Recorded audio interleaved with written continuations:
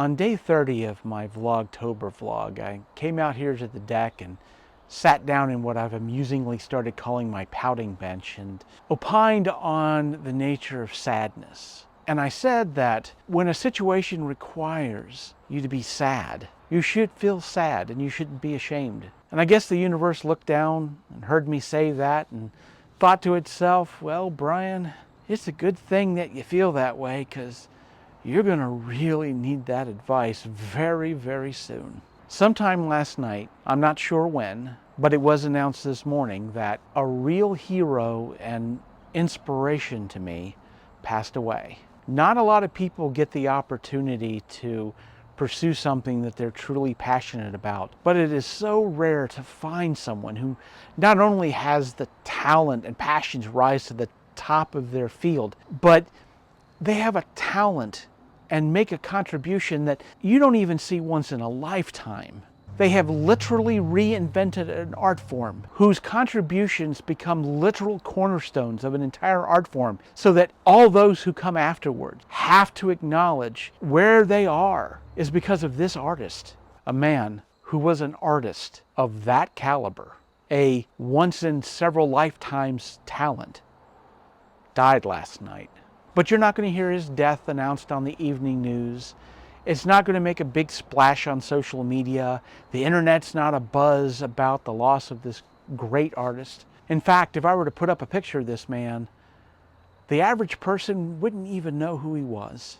And so the temptation is right now to eulogize him, tell you just how important he was, all of his accomplishments, all his awards, everything that he's been able to contribute to the art form, how much people like me who were inspired by him depend on what he has created to make our own art. Because I feel like someone who has accomplished so much deserves to be recognized for it.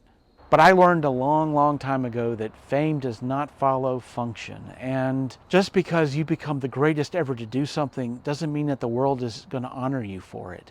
So yes, the temptation is definitely there to sing this man's praises to anyone who will listen. But if I were to do that right now, it would be like I had never heard a word that he had said, because he understood the value of knowledge. And he understood better than many that sometimes knowledge is valuable because it's just not available to everyone. He sought out secret knowledge throughout his life, and in doing so was able to add to it in a monumental way. And nothing I could say here today would make that any more valuable. To those who don't know, no explanation is possible. To those who do know, no explanation is needed. So perhaps his name isn't upon the lips of everyone in the world today, but to us precious few who are feeling a loss right now, we are the fortunate ones, because we got to know him and to learn from him and to be better at our art because of him. All that I can say about Max Maven is that he was, as an artist, a fabulous monster, and his works were things of terrifying beauty. And although his like will never be seen again, it will most certainly never be forgotten.